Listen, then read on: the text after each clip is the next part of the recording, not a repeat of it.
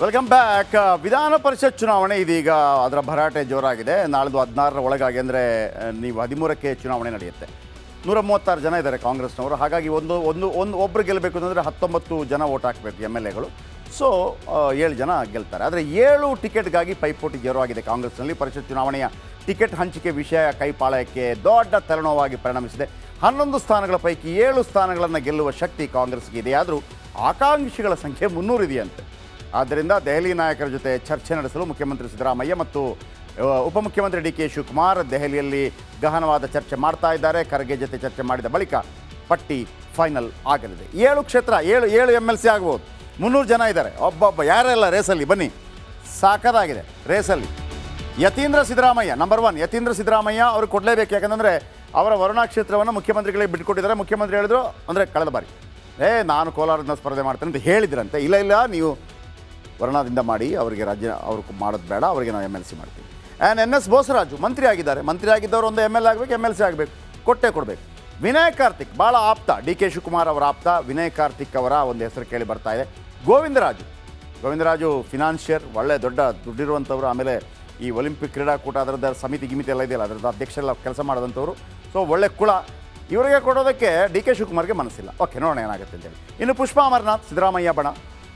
Pushpa Amarnath Congress lady ಮಹಿಳಾ ಅಧ್ಯಕ್ಷೆಯಾಗಿ ಕೂಡ I think ಕೆಲಸ ಮಾಡಿದ್ದಾರೆ. ರಮೇಶ್ ಕುಮಾರ್ ನಿರಂತರವಾಗಿ ಶ್ರೀನಿವಾಸಪುರದಲ್ಲಿ 2 ಬಾರಿ ಗೆದ್ದು ಈ ಬಾರಿ ಸೋತಿದ್ದಾರೆ. ರಮೇಶ್ ಕುಮಾರ್ ಇಲ್ಲದೇ ಇದ್ದರೆ ಒಂದು ರೀತಿಯಲ್ಲಿ ಸಿದ್ದರಾಮಯ್ಯನವರ ಕೈ ಕಟ್ಟರ ಹಾಕಿದಂಗೆ, ಒಳ್ಳೆ ಗುರು ಅಥವಾ ಒಂದು ಒಳ್ಳೆ ಫ್ರೆಂಡ್ ಇದ್ದಂಗೆ. ಸೊ ಅವರಿಗೆ.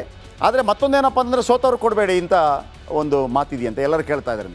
ವೀಣಾ ಕಾಶಪ್ಪನವರು ಕಳೆದ ಬಾರಿ ಭಾಳ ದೊಡ್ಡ ಮಟ್ಟದಲ್ಲಿ ಬಾಗಲಕೋಟೆಯಿಂದ ಕೊಡಲೇಬೇಕು ಅಂತ ಹಠ ಹಿಡಿದಿದ್ರು. ನಡಿ ಈಗ ಶುರು ಮಾಡೋಣ. ಕೇಸರಿಯಿಂದ ಮನೋಲ್ಲಾಸ ಮನಸ್ಸು ಮತ್ತೇರಿ ಕುಣಿದಾಡಿದೆ ನೋಡು, ಮನಸ್ಸು ಮತ್ತೇರಿ ಕುಣಿದಾಡಿದೆ ನೋಡು. ಕ್ಷಣ ಕ್ಷಣವೂ ಆಚರಿಸಿ ಕೇಸರಿ ಹಬ್ಬ. ವಿಮಲ್ ಬಾಯಲ್ಲಿ ಹೇಳಿ ಕೇಸರಿ. ಭಾಳ ರಂಪಾಟ ಆಯಿತು. ಇಲ್ಲ ಒಂದು ವೀಣಾ ಕಾಶಪ್ಪನವರಿಗೆ, ಇಲ್ಲಾಂದರೆ ಅವರ ಪತಿಗೆ ಕೊಡುವಂಥ ಸಾಧ್ಯತೆ ಇದೆ. ಸೊ ಇವರೆಲ್ಲರಿಗೂ ಕೊಡ್ತಾರೆ 7 ಅಂತ. ಆದರೆ ಇನ್ನೂ ಕೂಡ ಫೈನಲ್ ಆಗಿಲ್ಲ ಸರ್. ಕೊನೆಗಳಿಗೆ ಏನು ಬೇಕಿದ್ರೂ ಆಗ್ಬೋದು. ಯಾಕೆಂದರೆ ಅಷ್ಟು ಆಕಾಂಕ್ಷಿಗಳಿದ್ದಾರೆ, 300 ಜನ ಆಕಾಂಕ್ಷಿಗಳಿದ್ದಾರೆ. ಯಾಕೆಂದರೆ ಇದು ಭಾಳ ಈಸಿ. ನಿಮಗೆ ಪದವೀಧರ ಮತ್ತೊಂದು ಅಲ್ಲೆಲ್ಲ ಹೋಗಬೇಕಾಗಿಲ್ಲ. ಏನು MLAಗಳು ಗೆದ್ದಿರ್ತಾರೆ, ಒಂದು ವಿಪ್ ಹಾಕಿದರೆ ಸಾಕೆ, ಓಟ್ ಹಾಕರಪ್ಪ ಅಂತಂದರೆ 19 ಒಬ್ಬೊಬ್ಬರಿಗೆ 19 ಓಟ್ ಬೇಕಾಗುತ್ತೆ. ರಾಜ್ಯಸಭೆಗೆ 45, ವಿಧಾನ ಪರಿಷತ್ಗೆ 19. ದೇಶದ ಅತಿ ದೊಡ್ಡ ನೆಟ್ವರ್ಕ್ ನಿಂದ ಮೆಗಾ ಕವರೇಜ್. ದೇಶದ ಮತದಾರನ ಆದೇಶ NDAಗ ಇಂಡಿ ಒಕ್ಕೂಟಕ್ಕ. ಲೋಕ ಅಖಾಡದಲ್ಲಿ ಗೆಲ್ಲೋದ್ಯಾರು ಸೋಲೋದ್ಯಾರು. ಕರುನಾಡಿನ 28 ಕ್ಷೇತ್ರಗಳ ನಿಖರ ಫಲಿತಾಂಶ. ಫಾಸ್ಟ್ ರಿಸಲ್ಟ್, ಪಕ್ಕಾ result. Number 1 election team, number 1 network, number 1 coverage.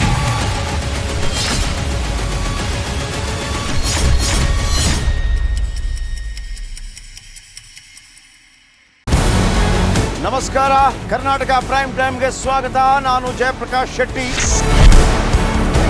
ಇಡೀ ಕರುನಾಡು ಇವತ್ತು ರೆಬೆಲ್ ಆಗಿ ನಿಂತಿದೆ. ಈ ಹಗರಣಗಳನ್ನು ಸದನದಲ್ಲಿ ಪ್ರಸ್ತಾಪ ಮಾಡಲು ಕೂಡ ಕಾಂಗ್ರೆಸ್ ಹಿಂದೇಟು ಹಾಕಿದ್ದೇಕೆ? ನಿಮ್ಗೆ ಸಂಬಳ ಅದಕ್ಕೆ, ನಿಮಗೆ ವಾಹನ ಅದಕ್ಕೆ, ನಿಮಗೆ ವೆಪನ್ ಅದಕ್ಕೆ, ನೀವು ಅದನ್ನು ಸೆರೆ ಹಿಡಿಬೇಕಾಗಿದೆ. ನೀವು ವಿದ್ಯುತ್ ಬರ ಇದೆ ಅಂತ ಹೇಳ್ತಾ ಇದ್ದೀರಿ. ಎಲ್ಲಿ ಬರ ಇದೆ ನೀವು ಹೇಳಬೇಕು. ಪಾಕಿಸ್ತಾನ್ ಆಕ್ಯುಪೈಡ್ ಕಾಶ್ಮೀರ್ ಅದು ಎಂದೆಂದಿಗೂ ನಮ್ಮದು. 40 ಮೆಷಿನ್ಗಳು ತಂದಿತ್ತು ನೋಟ್ ಎಣಿಸುವುದಕ್ಕೆ, ಅದೇ ಹಾಳಾಯಿತು. ಮಥುರಾದ ಗಲಾಟೆ ಇದೆಯಲ್ಲ, ಅದು ಸ್ಥಳೀಯವಾಗಿ ಕೂತು ಪರಿಹರಿಸಬಹುದಾದಂಥ ಕಾನೂನಿದೆ. ಗ್ಯಾರಂಟಿ ಯೋಜನೆಯಿಂದ ನಷ್ಟ ಆಗಿದೆ, ಲಾಭ ಆಗಿದೆ, ದಯವಿಟ್ಟು ಹೇಳಿ. Dawood Ibrahim most wanted criminal ಯಾವಾಗಾದ ಅಂದರೆ ಇಲ್ಲಿ ತನಕ ಭಾರತ ದೇಶದಲ್ಲಿ ಓರ್ವ ದಲಿತ ಪ್ರಧಾನಿಯಾದಂಥ ಇತಿಹಾಸವೇ ಇಲ್ಲ. ರಿಪಬ್ಲಿಕ್ ವರ್ಲ್ಡ್ ಆಪ್ ಇದು ಕೇವಲ ಅಪ್ಲಿಕೇಶನ್ ಅಲ್ಲ, ಸಮಗ್ರ ಸುದ್ದಿಗಳ ಸಂಪರ್ಕ ಮಾರ್ಗಕ್ಕೆ ಕ್ರಾಂತಿಕಾರಿ ಬದಲಾವಣೆ. ರಿಪಬ್ಲಿಕ್ ವರ್ಲ್ಡ್ ಆಪ್ ಕೇವಲ ಸುದ್ದಿ ಅಪ್ಲಿಕೇಶನ್ ಅನ್ನ ಪರಿಚಯ ಮಾಡ್ತಾ ಇಲ್ಲ, ಬದಲಾಗಿ ಡಿಜಿಟಲ್ ಸುದ್ದಿ ಬಳಕೆಯ ಹೊಸ ಯುಗಕ್ಕೆ ನಾಂದಿ ಹಾಡ್ತಾ ಇದೆ. ಇದೊಂದು ಬ್ರೇಕಿಂಗ್ ನ್ಯೂಸ್, ಪ್ರಭಾವಶಾಲಿ ಕಾರ್ಯಕ್ರಮಗಳಿಗೆ ಗಟ್ಟಿಯಾದ ವೇದಿಕೆ. ರಿಪಬ್ಲಿಕ್ ವರ್ಡ್ ಅಪ್ಲಿಕೇಶನ್ ಈಗ ಲೈವ್ ಆಗಿದೆ. ಗೂಗಲ್ ಪ್ಲೇ ಸ್ಟೋರ್ ಮತ್ತು ಆಪಲ್ ಆಪ್ ಸ್ಟೋರ್ ಎರಡರಲ್ಲೂ ಲಭ್ಯವಿದೆ. ಈಗಲೇ ಡೌನ್ಲೋಡ್ ಮಾಡಿ.